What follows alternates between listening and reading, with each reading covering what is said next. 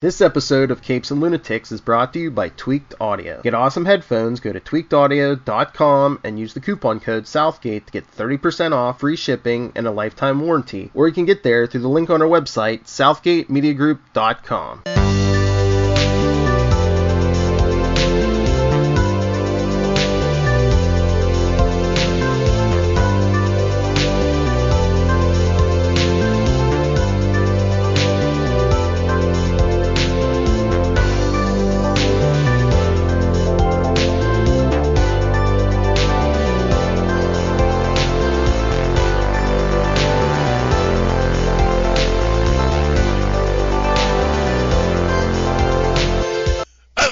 Hearties, and welcome once again to Full Stream Ahead. I'm your host, Charlie, the Professor Esser, and with me, as always, is me skinny rich friend. It's Mozz. Hey, Mozz. Welcome back to Full Stream Ahead, Southgate Media and Capes and Lunatics' own show for all that's streaming out there, including this show, Hunters, on Amazon Prime. Season 1, Episode 1, In the Belly of the Whale. In the summer of 1977, Jonah Heidelbaum's grandmother, a Holocaust survivor, is murdered in her own living room. In an attempt to find her killer, Jonah is approached by Meyer Offerman, an old friend of his grandmother's, who reveals to Jonah that America has been infiltrated at all levels by renegade Nazis, and it was they who were responsible for her death. Once the truth is revealed to him, as well as some surprising facts about his grandmother's life, Jonah is recruited into a secret organization determined to root out the Nazi infiltrators wherever they are. Tonight's episode was directed by Alfonso Gomez-Rion. David Weil gets our created by credit, along with David Weil himself. And Zakia Alexander gets our executive story editor by. Stacy Osei-Kuffour gets our story editor, hardest working woman in show business. Oh, actually, no, I'm sorry. I get that wrong. Zakia Alexander is the executive story editor, and she's the executive just so she can boss around poor old Stacy Osei-Kuffour, our regular old story editor. Okay, man, this is a Jordan Peele joint for those who aren't aware. This is and this is a controversial show. Indeed. But before we get too much into the controversy, let's just basically run through its basic numbers, which is, as it says, our hero, Jonah Heidelbaum, who is meant to be very much our point-of-view character. He is a pot dealer in 1970s New York City, Lower East Side. I think it was Lower East Side. It might have been Queens. I'm not sure. Well, look, it was Brooklyn. It was Brooklyn. It was Brooklyn. Okay. So there we go. Yeah, it's been a little while since I watched this episode. Yeah, so... And not a very good one. No, not good at all. He must be very new, because I can't see, a drug dealer who's done this more than once make that kind of a mistake. That was really silly. Well, yeah, and honestly, I assuming he's not growing the pot in his grandmother's basement, well, here's an assumption. Maybe he is. Maybe he's got a little hydroponics operation going on down there. No, I just meant in the way he goes about it, as far as the way he presents it to somebody. They're meeting in an alley, and he brings everything he has and just starts, like, flashing all he has. And like, not reading the situation. It was really just, I don't know, either lazy writing or at least I hope that they intended for him to look like a terrible, terrible, terrible drug dealer. Yeah, well, I mean, although I guess the thing is, it seems to be that he's been doing this a while. Right, so I just think it's lazy writing. Yeah, because, I mean, or I guess if you want to go out on the limb, this guy's done this numerous times, but this time, the guy who he normally sells to has decided, he needs to show in front of the girl what a big man he is, yada, yada, yada.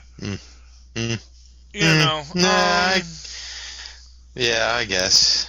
Yeah, I mean, I'm first off, far be it for me to actually defend this show's right, but I think that is what they're trying to do, and of course, that's to give us our lead up.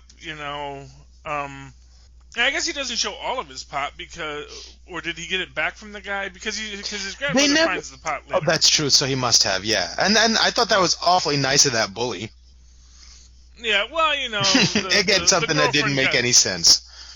Yeah, the girlfriend got kind of mad that he was beating up on the poor guy, and I mean, on a lot of levels, it was a little bit odd there. Yeah, and the way he threw those racial slurs at him seemed really forced, and just I don't know, it just didn't seem natural.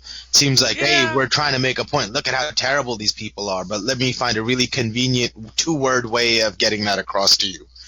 Yeah, I mean, although I guess if you want to go for some fun symbolism here, of course, it opens up with basically, Jonah defending our favorite space Nazis. Yeah.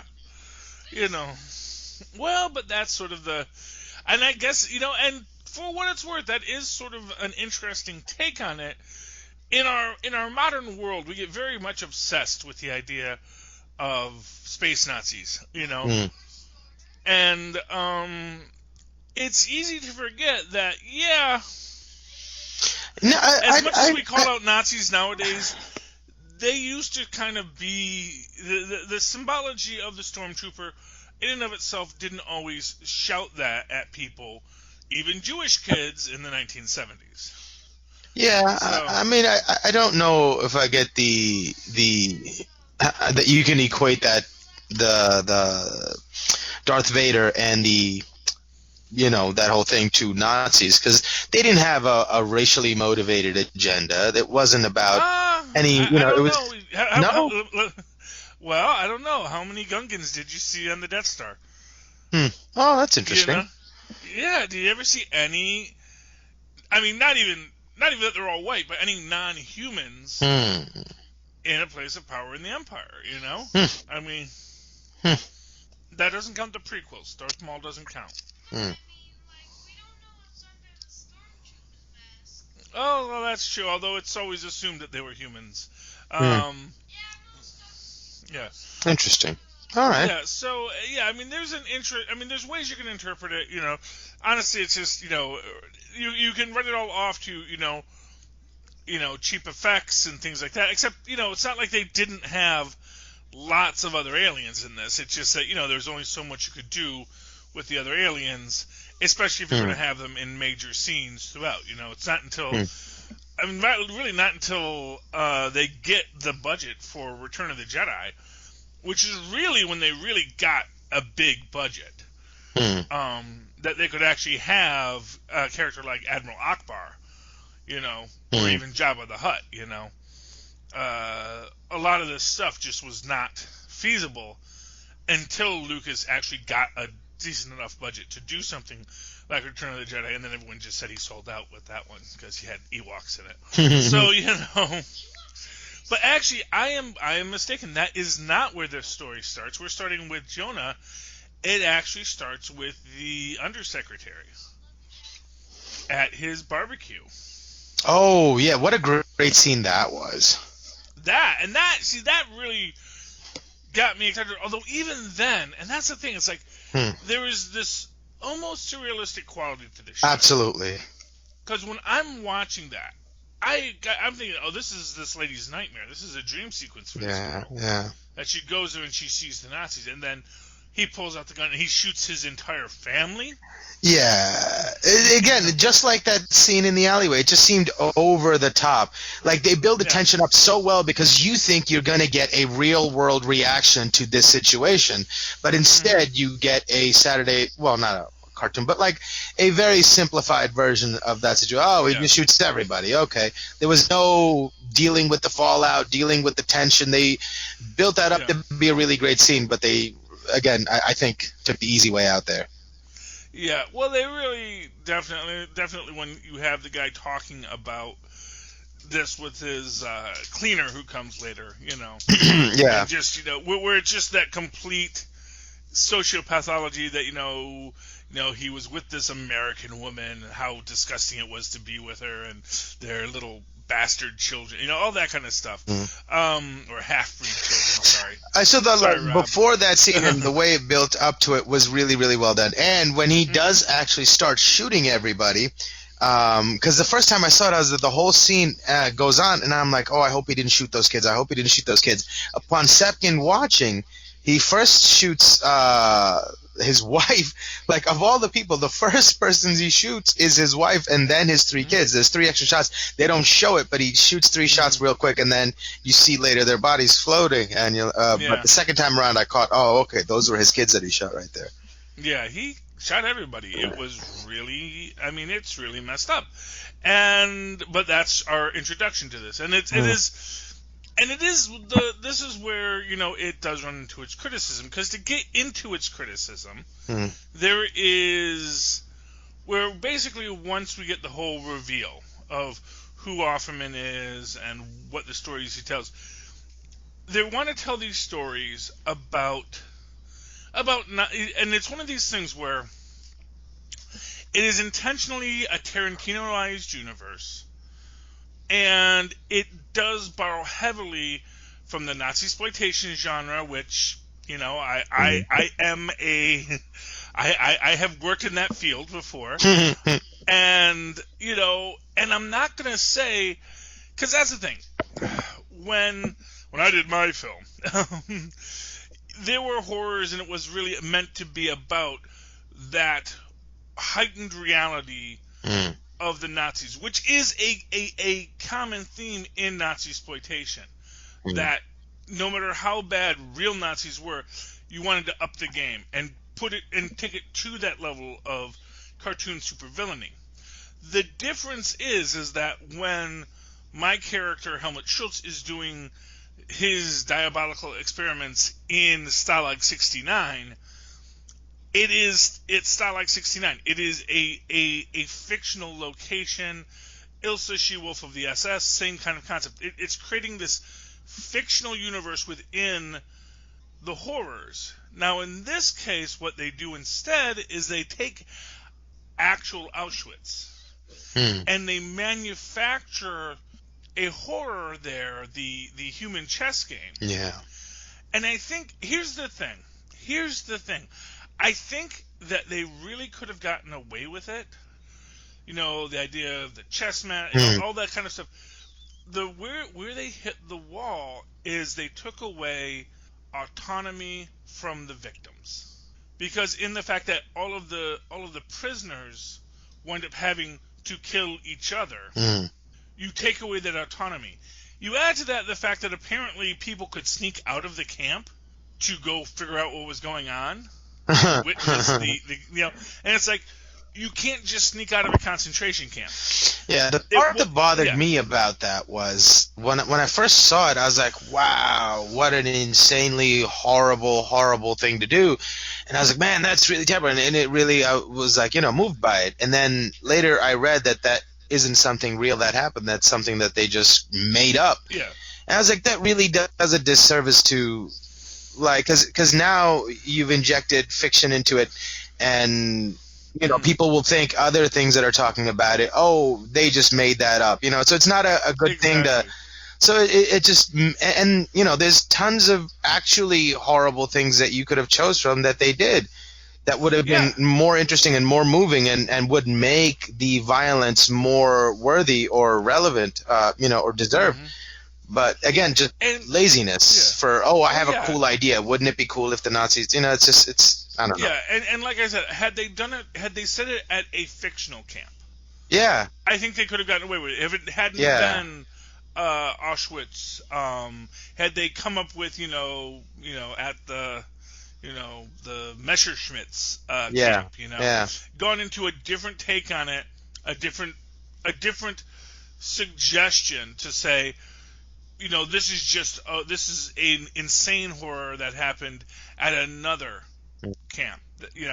I think they could have gotten away with it, but that they set it at a real camp, and to within this concept, there was a quality to this where the writers were aware that there was a difficulty in this. There's an issue where every number you see for the survivors are higher than the numbers that were ever on record as being issued at Auschwitz. I guess that's maybe to prevent the number from relating to a real person, you know? Exactly. Well, okay. That's why they did that. So they were aware, but they wanted to take it to this next level, and but I think you can do that in a lot of situations. But I think the Nazis, because there is this strain of Holocaust denial, it creates a real that if there weren't people out there saying the Holocaust never happened, I think you couldn't get away with it. So, like, for example, when you watch, any old Cold War films, and there's a lot of evil that Stalin and the Soviets did to their own people, but the fact of the matter is that no one is going to say, if you have them do something really crazy, if you have a really sociopathic KGB agent in it, no one's going to say,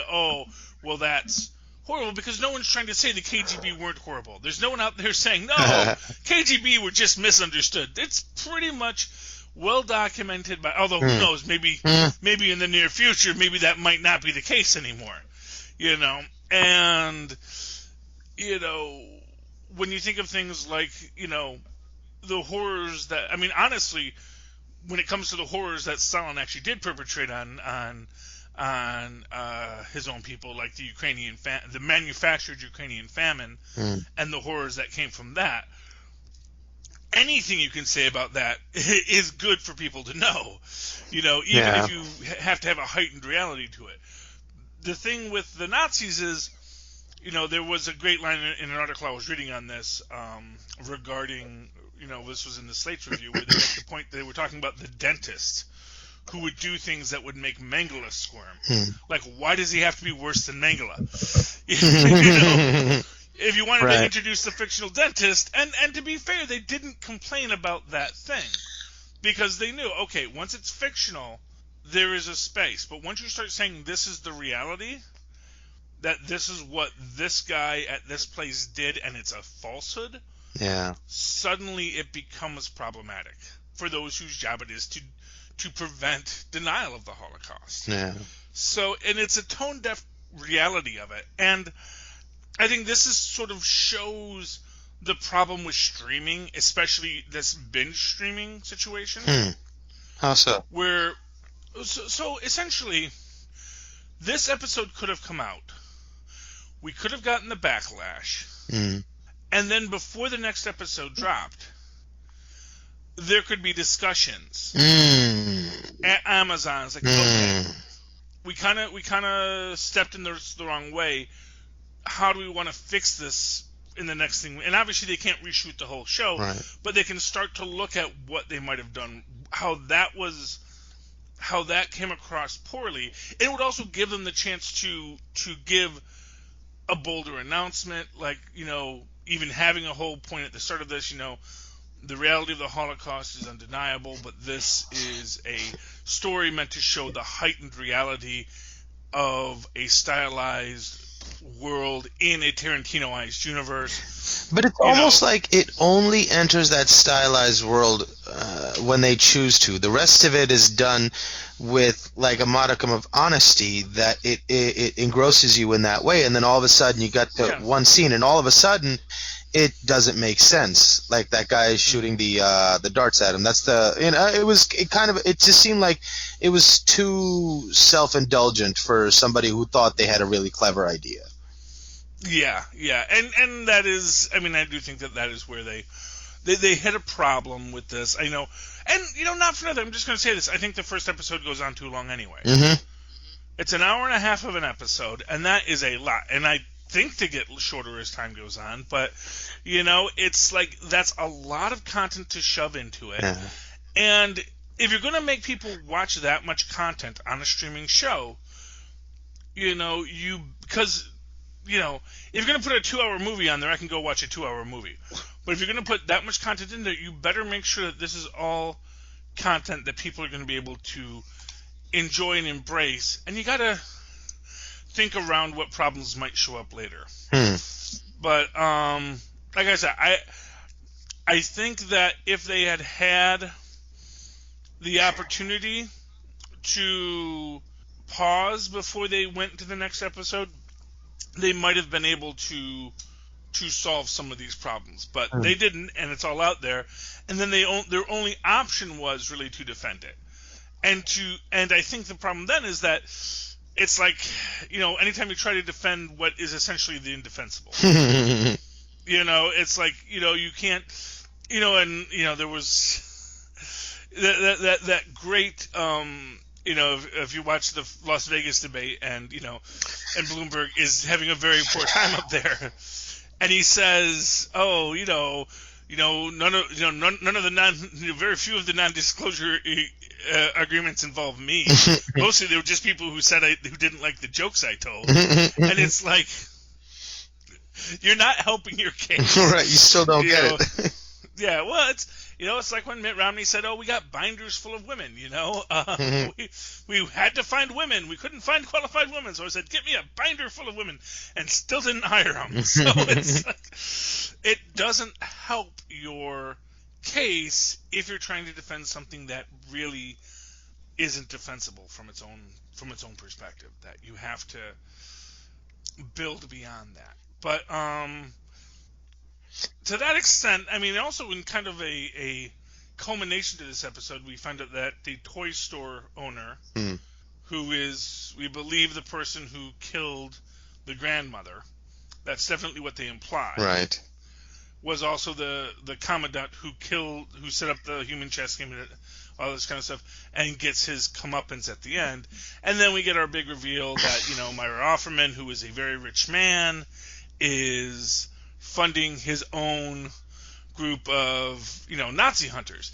And again, within that concept of reality, there were Nazi hunters. There were very, very violent Nazi hunters after the war. Wow.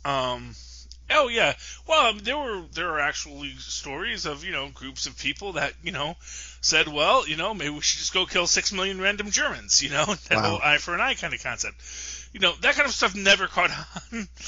But the reality is, people that had experienced this kind of intense trauma certainly would feel justified, just like every terrorist today, you drop a bomb on someone, they're going to feel justified to drop a bomb back on you, Yeah. And then it goes to an eye for an eye and the whole world is left blind.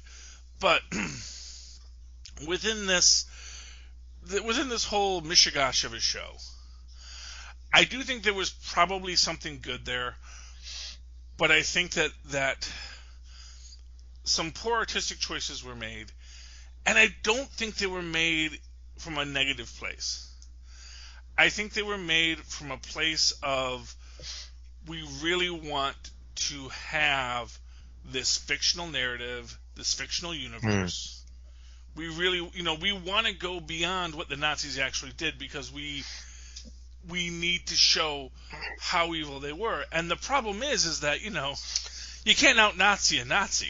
You can't out-Nazi skinning people and then making a lampshade out of their skin. That's the thing. And again, that is why I think the chess game particularly really caused people problems. Yeah. Because, again, it was about the loss of autonomy. The minute you have, and for example, if you just had it like, so for example, here's how they might have done this and made it work. Okay, you wanted to have this scene, and I bet you it would not have gotten the complaints had the commandant been using soldiers to kill the people as his people. Well, as his people. So, you go to take that if one of the prisoners took one of the soldiers, the soldier would walk off. But if a soldier took the prisoner, then the prisoner would get killed, which of course adds all kinds of heavier levels onto the Grand Master. Now, but as it was, that every move means somebody dies. Yeah. There's no positive choice you can make in that. There's no autonomy. And then again, like I said, that worst part was the people sneaking out of the camp. Had they even done it in camp, I think you might have been able to do something. Yeah. Because, like I said, I think that where it comes down to is they took away the autonomy from the prisoners. You made them into literal chess pieces. You made it that they were just following orders. You know? And, you know, again, when it comes to horrors of the Nazis, that actually is stuff that happens too, where people sold out their brethren because they thought it would let them live another day. Yeah. You know, and you don't have to get that dramatic with it. Yeah. But that's one theory. And there was overall the acting was pretty decent. There were a couple of points where I thought it was very lacking, like his grandmother. Her accent was just so over the top, it was annoying. Yeah. And it just seemed like a caricature, and I was like, come on, that's not, you know. And then even Al Pacino sort of skirted the line really close to being over the top, but it was still, you know, okay. Well, that is Al Pacino, though. No, but that it was over the top, like, Jewish accent, you know. It was a bit more than, a real Jewish accent would be, I thought. Yeah. Yeah, and, I will say this. I did read like what the big spoiler reveal is, and there are reasons for some things, but it's okay, interesting. Yeah, the thing is, there's a part of me that would really like to see how this show ends. Yeah. There's another part of me that would like to just say, you know what? Not every show that we review here, that we see the first episode of, do we have to watch the whole series? Yeah. And so I am in this spot where I'm thinking, you know what, maybe this isn't the right series for us to review. That it's, that there's going to be, that as it goes on, there may be more that annoys us than makes us happy. Very much so, I think. And again, getting into this whole idea of like fiction, because when I'm going around the boards, everyone says, Captain America fought Nazis for years, and those were all fictional Nazis. It's like, first off, he fought Nazis in the 40s. Pretty much since the 40s, he's always fought some fictionalized version of them, even when he actually fights, the reincarnation of Hitler, which he does on a regular basis. Because that's the hate monger, is the reincarnation of Hitler, or is he a clone of Hitler? No. They keep on cloning Hitler repeatedly in Marvel Comics. Oh, wow. Yeah, Hitler's is an ongoing character in Marvel Comics, which is one of the reasons why people got upset, because there was, during... when the Winter Soldier came back, Bucky came back, and this was during the Dark Reign, and Clint Barton is talking about killing Osborn, and he says, well, wouldn't you kill Hitler? And Bucky says, actually, no, I did kill Hitler. It's very satisfying to do. It's one of my favorite hobbies. Well, but the thing is people got upset because they said, oh, everyone knows that the Human Torch killed Hitler, which is canon. The Human Torch did kill Hitler in Marvel Comics, but he killed the first Hitler.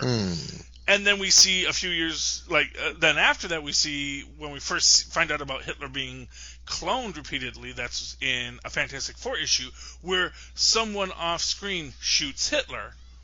And then I actually put out this thing, well, how do we know that, the Russians didn't send the Winter Soldier? And that's who killed Hitler in that scene.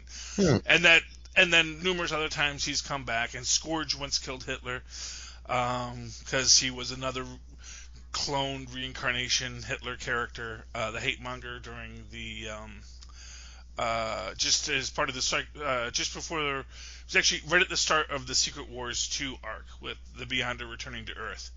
After all the heroes came back, there was a whole thing with the Psycho Man, and he was hanging out with the Hate Monger because the Hate Monger also has a hate ray that he makes people hate with. Yeah, so there's all kinds of things out there in fiction where you can you can heighten the evil of Nazis, but it is when you mix the reality of it that it starts to get a little too hard to do. And like you said, some of these things, they pull you out of the story. Because, like I said, for me, I probably wouldn't have minded it at all, except for the suggestion that people could just sneak out of Auschwitz. Because at that point, once you've snuck out of Auschwitz, you want to go see what's going on with the chess game? No, you're gonna let's head to the woods, man. Let's get the hell out of here. The guards and the commandants have left for some reason. Let's all go. Yeah, right, really. Because you got to imagine that they probably had to have a good number of guards there to keep everyone in line. It's like, anyway. But yeah, but things like that, things like the drug deal at the start, it pulls you out of it. Yeah. That the grandma who's supposed to be a big Nazi killer isn't sleeping with a gun under her bed. Or just isn't always armed. I mean that's a weird thing to me. It's like, because you're used to seeing anybody who's like killed a lot of people in fiction, at least, always has a gun or a knife. Yeah. And I think that would have been a better story if you have her kill the guy, he stumbles upon that, and that's his introduction to the story. Yeah. That, I think, would have been a better way to handle it, because also then it doesn't fridge the grandma, because I think fridging the grandma was maybe a big mistake too. Yeah. One bright spot in the show, I must say, is the Nazi assassin. Oh yes. That guy was just so intensely creepy in just the most subtle gestures and expressions. And the way he walks up to the bowling alley worker and just says nines until he gets what he wants, and the way he intimidates the senator, and the way he beats him up with the bowling ball, and so calm the whole time. I thought that is a really, really well done character, and really well played and acted character right there. Yeah, he was. And honestly, I think there's another thing, because he's a fictional Nazi. And you want to talk about a Nazi conspiracy. That's the thing. I think anything that they could have done with the Nazis in 1977, nobody would have blinked. So every cruelty, every monstrous act by one of these Nazis, no one would have thought twice about it. It was just it's just more Nazis. It's just Nazis being Nazis. No one would have thought twice about it. But when you put these fictional heightened accounts into the past and associate it with real people and real things, that's when things start to get muddy. But what are you going to do? Yeah. Any final thoughts on tonight's episode, Mozzie? No, I think that was it. Yeah. I mean, it's a show that... I think I will finish it just to see how it ends. Okay. But now, I don't know if it's worth, talking too much about, because it doesn't give you much except stuff to be annoyed at. You're right. Yeah, well, yeah, I mean, so that's the question. We can do another Black Mirror and pick a new show. Yeah, let's do that. Or we can continue on with this. What do you think, Mike? No, I think we pick a new show. I'm fine with that. Pick a new show. Well, we'll figure it out. Who knows? Maybe the new series of The Boys will drop by then. That's a good point. I'm super excited for that. Yes, or something new on Disney Plus. But yeah, this was our first and last introduction into the the Hunters. What I will say is, one thing I like about Full Stream Ahead, it is our own place, it is our own rules, and really it is for all streaming concepts, all streaming platforms. So there's really no reason we have to watch an entire season of something. We can watch one show and say, oh, that was good, and then jump to the next show, because there's so much streaming content out there. We've got a lot of space to cover, Mozz, so we might as well just keep on looking for what makes us happy and makes us want to watch that next episode. I dig it. Okay. So, next week we'll be back with another episode of Black Mirror. Hope you've all enjoyed this episode. And if people would like to write to you, Mozz, tell you that you're wrong about this or that, and we should go back to this, it's a really great show. Or they say, you know what, Mozz, you're 100% right. It's all the little things that undo the entire tapestry. How can they find you? Oh, they can email me at mozzmanzoor@gmail.com, or find me on Facebook under Mozz Manzoor. That's MOZZMANZOOR. And, of course, you can always write to me in that old-fashioned email way, the way our Mozz and Paz once did, at superconnectivityblog@gmail.com. That's superconnectivityblog, all one word, at gmail.com. Of course, follow me on the Twitter, as I live tweet lots of political stuff lately, debates and whatnot. But Agents of S.H.I.E.L.D., when it comes back, at Charlie Esser. That's CHARLIESSER. Look for the 2 E's in the middle. For quality. Ping! Thank you, Mozz. All right, ladies and gentlemen. All right, you scurvy landlubbers. You have come from the belly of the whale with me and Mozz through this first episode of Hunters on Full Stream Ahead.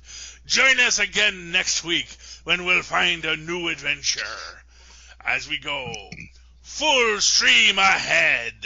Arr.